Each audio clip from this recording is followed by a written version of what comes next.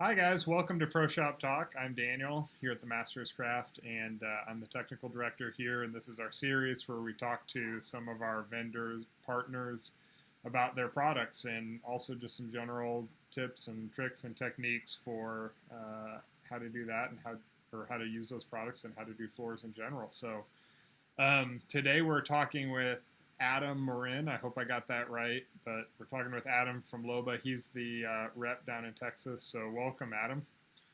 How you doing there, Daniel? Glad to be here and be a part of this Pro Shop series. Excited. Yeah, we're happy to have you. Why don't you introduce yourself and tell us a little bit about your background? Well, like you said, I'm here from Texas. I've always been born and raised here, so I'm always been a Texas native. But I've been with Loba Wakol for a year and a half at the moment, so I really enjoyed doing that and being a part of the team, meeting a lot of new people, and traveling the state of Texas. But before that, I was a contractor. I've been doing that for about 20 years, so I've Oh, been had my fair share of nailing and sanding and doing all sorts of flooring in that regard. So, but it seems like I've always been part of the flooring in some part or the other. yeah, Even when I was younger, I did supermarket floors where I did buffing and waxing, and so I guess I knew I was destined to be a floor guy in one way or the other. But nice. so yeah, I've been around the block or so. Awesome. Well, some people get the bug right off the bat. And that's a good thing because those people generally teach the rest of us how to actually put in floors. Right. Uh, Awesome. So we're talking about, I guess, the Wakol side today. We're talking about your leveling products specifically. So I know in a previous video we've talked about your moisture barrier, Right. PU 280. So if anybody watching this video wants to get more information on that, we've got another video that talks about PU 280. So we'll kind of touch on that. We won't go too far into depth with that. We'll kind of work our way up from that system to the actual floor. So I think we're talking about your levelers. Why don't you introduce your levelers and then the ancillary products with those? Right. So we carry two different levelers. We carry our Z631 and also our Z615. Both great levelers, and we also do have a patch as well, the D501 patch. Uh, but these are great products to use and can cover pretty much any application that you're going to use leveling on. The Z631, I would say, is probably the workhorse of our levelers, the one that's probably going to be used the most. Mm-hmm. Again, it does what it does. It does find its level, um, and it's probably our most used product.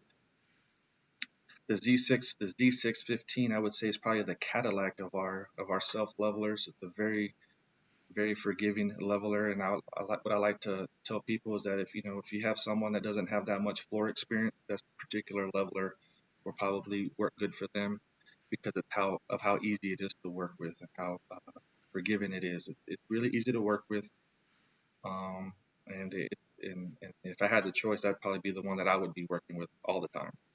Gotcha. Yeah, So, I've worked with Z615 and I like it a lot. And I guess now I know why I like it a lot because if you don't have a lot of flooring experience or if you're an average dude at leveling, then it's a great product. right. And both of our leveling products can go up to about an inch if you need to go up that high. Of course, they dry within about a couple hours to walk on, but and then most floor coverings can be put on within 24 hours afterwards. Gotcha. So, pretty standard in that. The Z615, what I like about the Z615 is that it is dust reduced, so it does help you when you're mixing the bucket. You're not having a lot of that dust just blow back in your face. The Yeah. particles are heavier, and so it's formulated in a way to where it's a little bit cleaner for you. Mm-hmm. Not that you still won't get dirty, you will, but it's not as dusty as maybe the typical levelers are. Um, another great another great point about the Z615, which makes it so great to work with, is the working time. You got 30 minutes of working time. Wow. So I really appreciate that. So again, when you're leveling a job, you're starting from the very beginning in a rush. You can't stop per se. You got to always be moving. And so with that 30-minute working time or window, it really gives you a lot of like breathing room to not be so stressed. And so that way you can get to the next batch mixed and so forth, and then having the guys bring it in and then working with it. So it really is forgiving in that way.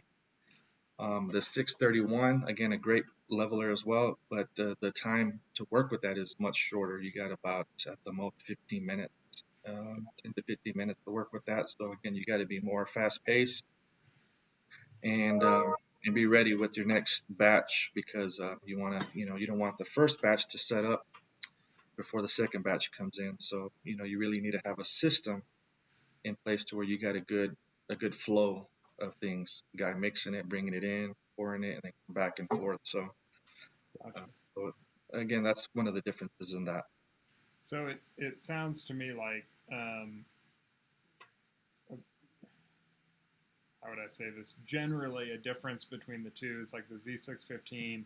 If I'm going out to level a floor by myself, and I'm going to put in a floor, and I got some areas that I have to bring up, and I'm just going to be mixing and leveling myself, or I have a crew that really hasn't done much leveling, that 615 is a little bit more forgiving, a little bit more working time, a Right, little bit cleaner. If right, you got a crew that levels most jobs, they work well together. You got guys who know when to mix, guys who are bringing buckets to pour, and a guy who's leveling or whatever. You're working well and in a good rhythm. And that 631 is kind of the workhorse product to use in that specific instance. exactly. I would never. I would never recommend, one guy or maybe two guys to level on their own. But if they were going to be in that situation, then 615 would be the one to work with because of how easy it is to work with. Mm-hmm. But then again, if you have a crew and everyone knows their job and you've got plenty of guys to work in their particular roles, one guy makes in, one guy bringing it in, and then the other guy is, working with the actual material. If you got a system, then again, the 631 is great Yeah, for that as well. gotcha. Okay. Um, So yeah, and I guess it goes without saying, but we should probably say these levelers are going to be used on a concrete subfloor. So anytime you've got a concrete subfloor and you're putting a floor over the top of that, you're going to have a tolerance that you've got to meet in terms of levelness and flatness. So typically, I think NWFA standard is in eighth and 6 foot and 3/16 and 10 foot. But then Right. that's going to change depending on the product that you're applying. So, you read the directions on a 3/8 inch rotary peeled engineered wood floor, and they're going to tell you that they've got probably a little bit tighter specifications than that. Right. So, yep, go And ahead. right, and that's the case. I mean, and typically nowadays with most substrates, I mean, you're just never going to find that perfect subfloor. So, most of the time, leveling is going to be part of pretty much most jobs because of how uneven the floor is. And so it'd be nice to be able to have a nice smooth concrete subfloor, but that's just not the case. And so, Right. sometimes we have to grind some humps down or do some mechanical things like that. Or so sometimes it's just so out of control that the easiest step is just to level the floor out. So, Yeah, to just throw throw it over everything. So right, right, So let's start at the level of the concrete and kind of work our way up from there. So right, with your product, I guess the first thing to do on the concrete, it's always recommended, is you got to know where the moisture is at on the concrete. right, So that's where we talked a little bit when in my conversation with Joe about PU 280. right, You're going to want to determine, is my concrete, within the standard of the product that I'm putting down in terms of moisture. So you're going to do moisture testing on that, and most likely you're going to put down a moisture barrier. I always recommend putting down a moisture barrier even if you don't need it per the specifications, because I've seen way too many instances where a floor with mm, the concrete is fine as right, long as it's uncovered or has carpet and that moisture is allowed to evaporate off. But as right, soon as you cover it with the floor, that moisture just starts building up and building up and building up. right, So we'll skip that side because I think we talked about that in our other video, but we'll say for you guys, I think you recommend PU 280. That moisture barrier is going to be at the lowest point in your Right, subfloor, right, correct? exactly. Because again, concrete, where are you going to find moisture at? It's going to be in the concrete. So why not stop it right then and there? It's at its source, and then that way you can proceed with the next steps without having to have to worry about any moisture affecting the products that you're going to put on top of the PU 280. Right, right. Yeah, because the levelers that we're talking about, they'll resist moisture to a point, but they're not designed for a super high moisture environment. So if you have moisture coming up through that concrete and getting into the leveler, eventually you'd expect to see that break down once you get Right. to a point. So we'll say PU280 goes down. If you want information on that, we've got the other video on that. But PU280 goes down on the concrete subfloor at the lowest point, and then talk to me about what comes next before we get into the leveler. Well, in some cases, you may find a substrate that is actually really good. And so at that point, you may just want to just do a patching compound. And we have our Z501 patching compound, which is a great product as well. It does exactly that. It's just made for patching different areas. It's not something that you're going to put throughout the entire floor. So you're going to want to be able to know exactly where the areas you're going to be patching. Mm-hmm. Maybe little bird baths, little cracks or voids in the concrete, maybe areas where you pop the tack strip up and it blew out the concrete. Yeah. So, whenever you mix the patch, then you want to just be able to address those areas individually.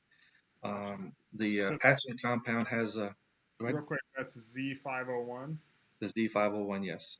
And It's and and the difference between a patch and a leveler, a patch is just isolated areas that you're filling in to level right, off to the concrete subfloor, not large areas that you're trying to bring up. exactly, Yeah. exactly. So again, that would be the perfect product to use just for those isolated areas where again, there's going to be always some sort of spot that just needs the patch, whether it's a hole or a crack in the or a crack in the concrete or chipped out concrete or just a little small bird bath where water fills in or whatever, and that that needs to be leveled because otherwise it'll just be a hollow spot later on in flooring. So Yep. that particular product works really good. And again, whenever you're working with this particular product, you have about 10 to 15 minutes to work with this product. So what I would recommend is just instead of mixing up the whole bag, mix up part of the bag, work those areas in, and then mix up more. Because if you're mixing up the whole bag, then you really should know exactly the areas you're needing to put the patching compound. I would never mix up a whole bag and then decide where you're going to put it at because that thing's on a time clock.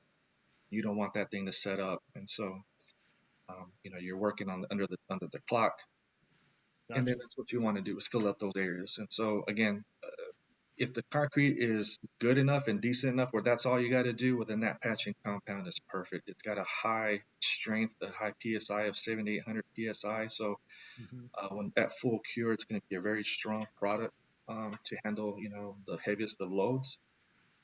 So again, that particular product is great for those high demanding applications. Now, if you have to proceed with the leveling, well, let me get back to the patching compound. If you're going to use the patching compound, you don't have to use a primer. If you're going to use a resilient flooring on top, Mm-hmm. there's no need of a primer to be used with the product. If you're going to glue down solid hardwood, then we would recommend putting down the 3045 special primer on those edges that you're patching, just to help give that product some more strength to endure the stresses of the wood floor. Okay. Now, if you're going to go with the leveling, if the floor is pretty, out of shape or been out of shape and bad in most areas where you just feel like it just has to be leveled, then you would put down the 3045 special primer down. You'd put that down really thin. This particular product is great because it has a sandy texture aggregate mixed in with the product.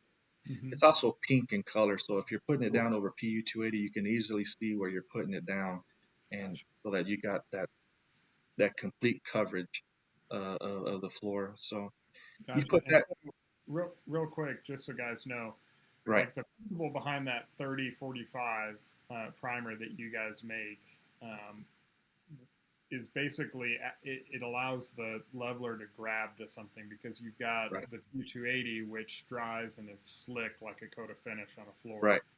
and Right. then that 3045 goes on top, and you're going to notice it's real gritty and sandy. So you're probably going to have to mix it up a bit, I bet, and Right. that's going to dry to the PU280 and give that leveler something to grab to. Without that grab, you get a potential for release from that slick PU. Exactly. Exactly. So it's really great. It's a great product because it just does just that.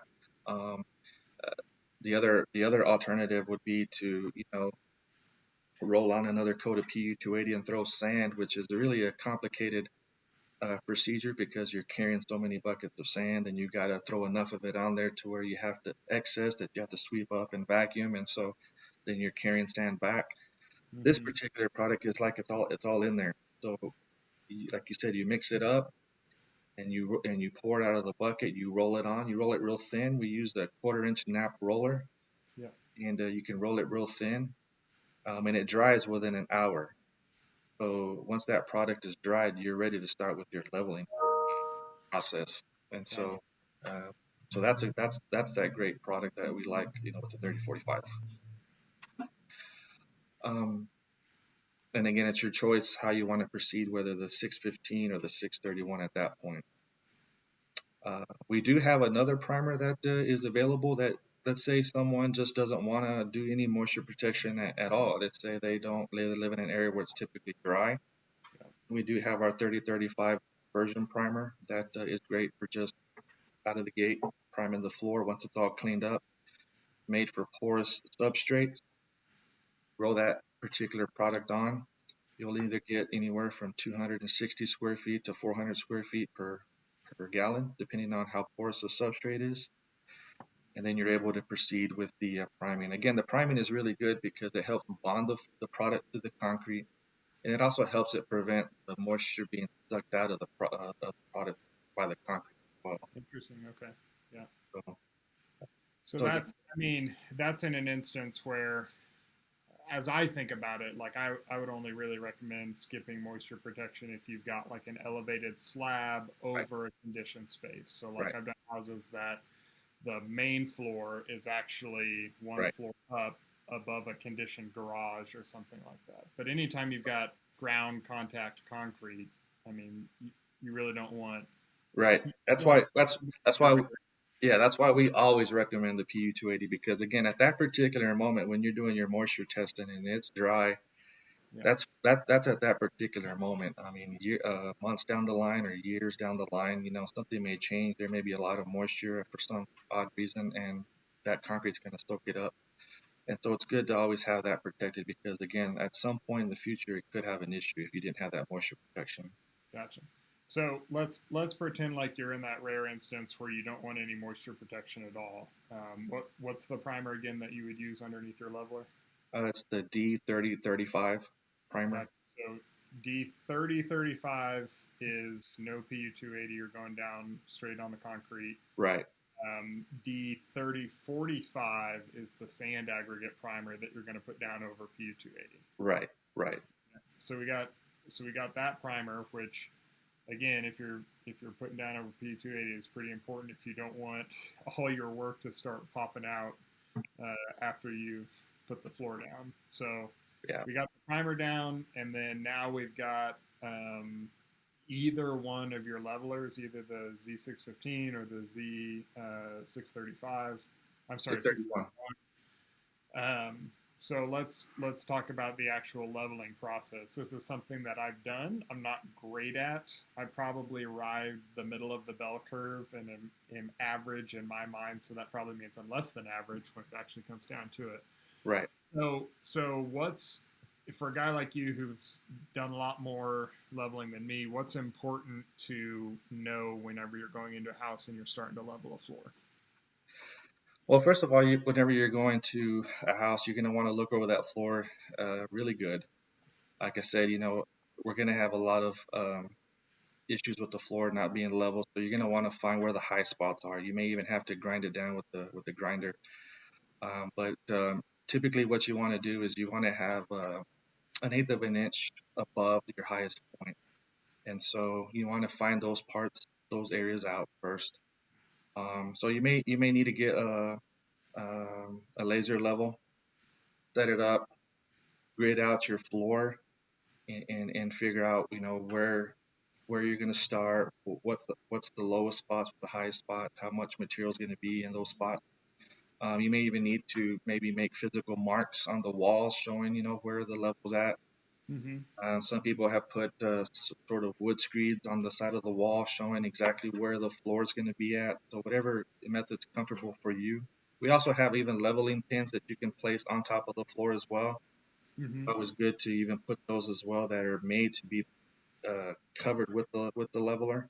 Yeah. You can put those in the middle of the floor so that again, it's real easy to work off of a wall because you can see your reference point Mm-hmm. and that you hit the level. But once you start getting into those center areas or the middle of the rooms, it's hard to judge where you're at, and that's where those leveling pins work really great to help you see what the mark you're trying to hit. So there's really a lot of preparation in actually trying to level a floor. You're really trying to accomplish two things. You're trying to accomplish it in being level and also being flat. But really, it's more important to be flat than it is to be level because your floor has to be flat for the product to work right. Now, real But quick, explain the difference between flatness and levelness. well, again, when you're trying to level a floor, um, you want it to be as flat as possible to be level.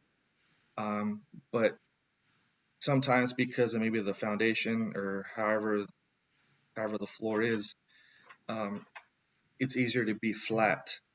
And all Gotcha. of our products have to work better when the substrate is flat. Gotcha. That's So how the I guess the way I think about it, and tell me if I'm wrong, is like level is, how did I say this? Level is absolute evenness with regards to like the earth below you. So like if you shoot a laser level, it's going to show you what perfectly level is because that laser is being pulled by gravity. It's showing you perfectly level. right, and it's Flatness is only with reference to the floor. So like you can have a floor that undulates, that's not flat. You can have a floor that's like perfectly flat with perfectly flat, and it can be right on with that laser that's level, mhm, or it can be tilted this way and it can still be flat. It's just no longer level. It's tilted sideways. So is right. that kind of correct? Right. And you're trying to achieve both. Yeah. To be honest with you, you're really trying to achieve, but you want it to be as level as possible. Yeah. Again, but it's really hard to get it in a true like exactly perfectly level. And, but again, because like you said, sometimes whenever you're leveling the job, if you're taking too long between batches, well, that previous batch may tend to start to harden up or set up.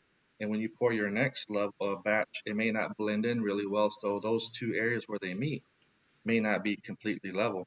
And so that's why you want to really work good, have a good, nice pattern, consistent, so that everything all blends in really well, so that you Gotcha. can achieve that level. Yeah, Um, because in that, what you're saying is what's important is your final product is flat. It may not be level, although that's desirable, but you right, you don't want a situation where leveler hardens up and then you've got a little hump here going into the next level right, or whatever. right, Because what's important with most flooring manufacturers is that deviation as it goes across the floor. If it deviates too much out of flatness, then you get problems with hollow spots, or you get problems right.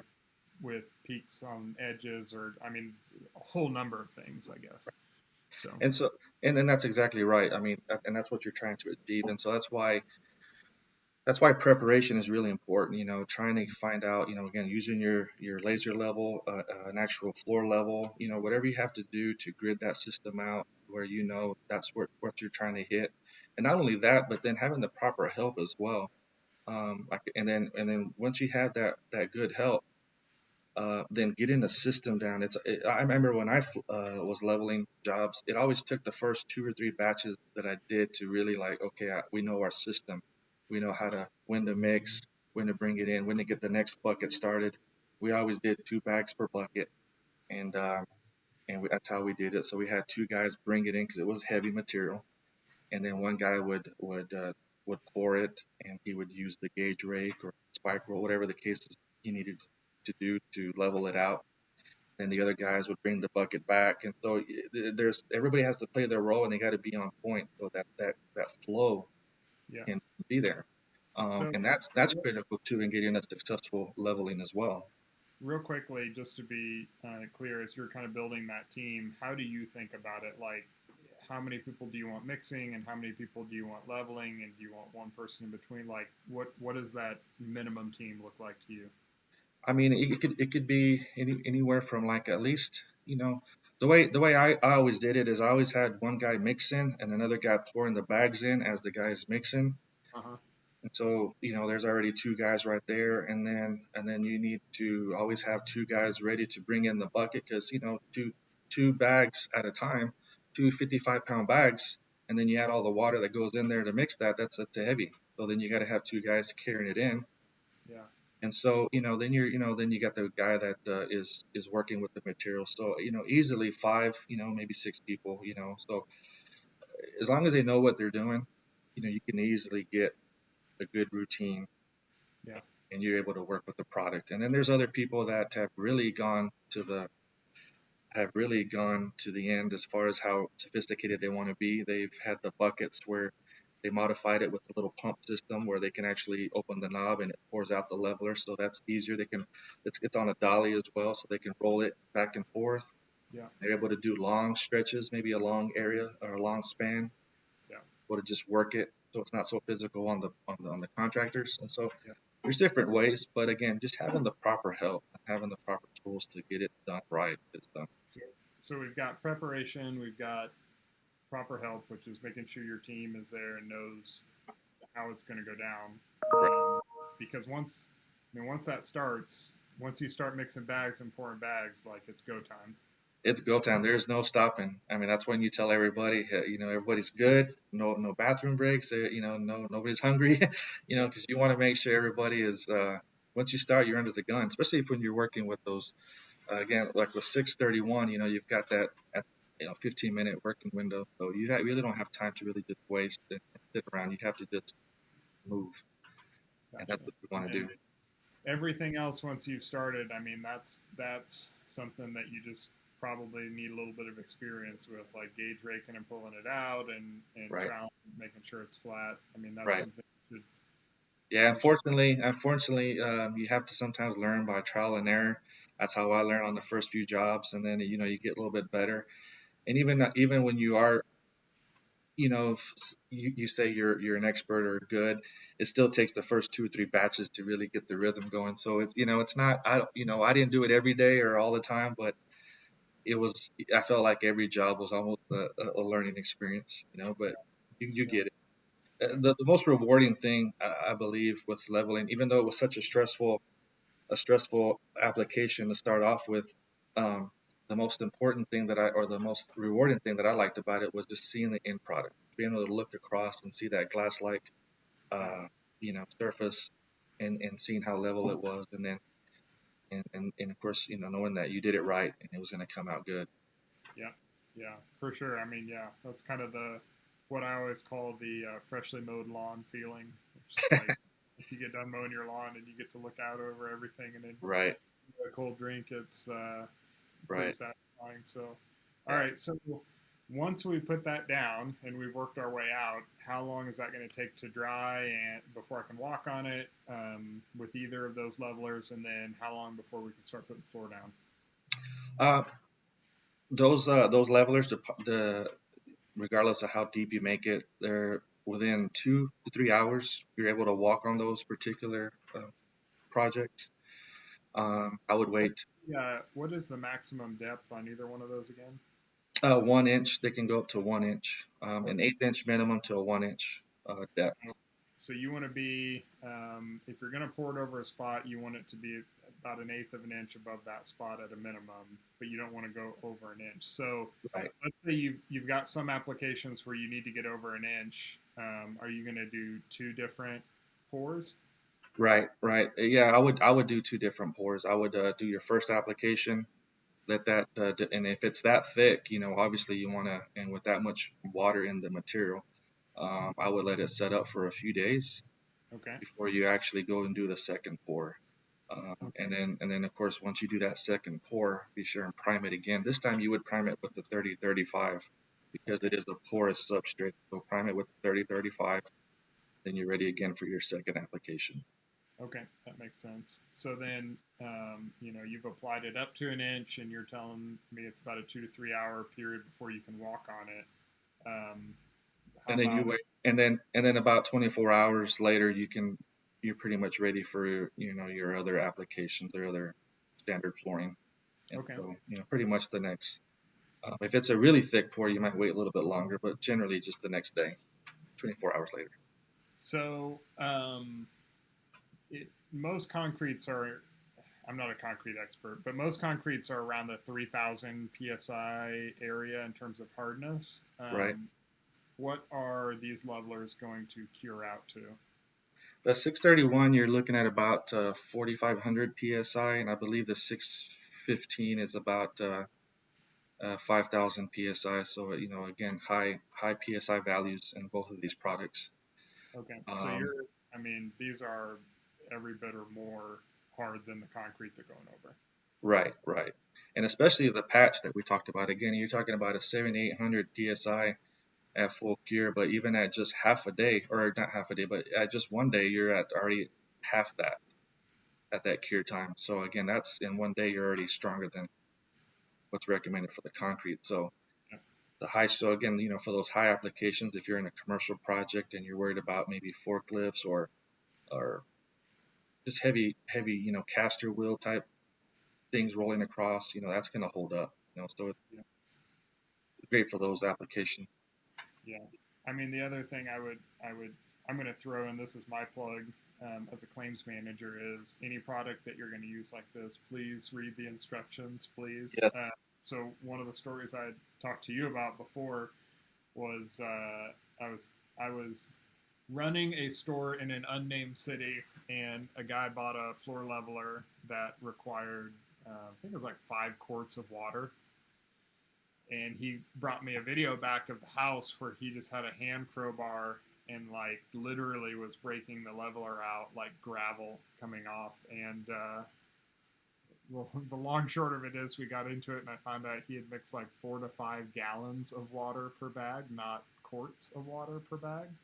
And so, I mean, like, I can see myself doing that for sure. So I don't want to be too judgmental there. However, definitely read the directions because these Yes. products are very dependent on how much water you mix in.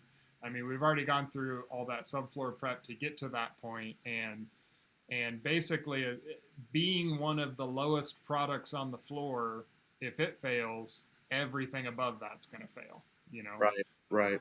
And so that's it's critical. Always read the data sheets and always use the primers as well that are recommended for those. I've seen in Texas, there's a trend where some people just don't like to use sealers or primers, whether it's even in the polyurethane finishes. It could yeah, even be also in the leveling uh, part of the jobs too. And last thing you want to see is that floor just release its bond from the substrate and it's hollow, cracking, and it just comes up in chunks. yeah, So, again, use the primers that are recommended for these products. yeah, gotcha. Okay, so we've gone through the levelers, and I think that pretty much covers everything.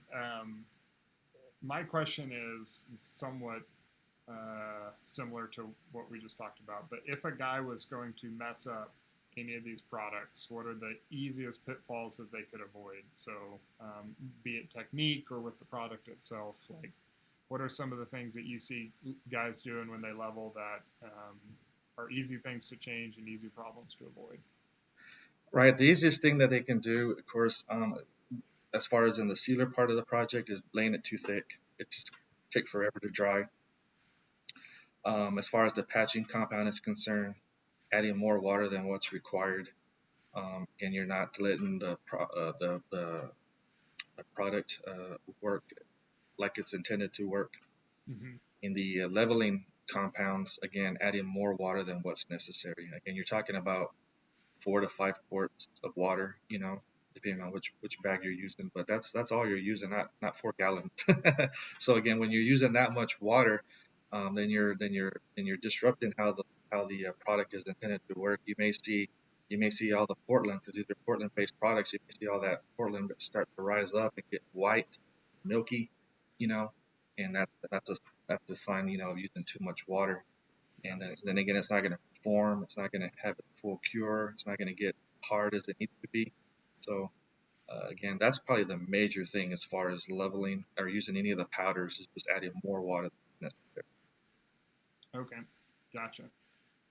In terms of the process, it seems like we also just touched on be prepared, know what the game plan is, and don't do it the Daniel way, which is by yourself, trying to mix bags and then run back and forth. Because Yeah, if you do, you're going to need every bit of Z615's right. 30 window. Yeah, exactly. I'm not saying it's perfect for a do-it-yourselfer, maybe for small applications, but if you're on a big job, 2,000, 3,000 square foot job, you want to have the help. So be prepared. Make sure everyone knows what role they're playing, and then just work it out that way. But that's the most important part too. Having a good, successful leveling job, is having the help and everyone knowing what they're supposed to do. Gotcha. Awesome. Well, Adam, thanks for joining us, and thanks for going through leveling products. I know it's somewhat of a niche product, but it's also an important product, and Right. it's a product that there can't be enough information out there for guys, especially for somebody like me. So appreciate the information, appreciate you coming on, and I hope everybody who's watched this has gotten a lot out of this. Hey, I appreciate it. Thanks for having me on, and look forward to the next one. Yeah, for sure. All right, guys, we'll see you in the next video.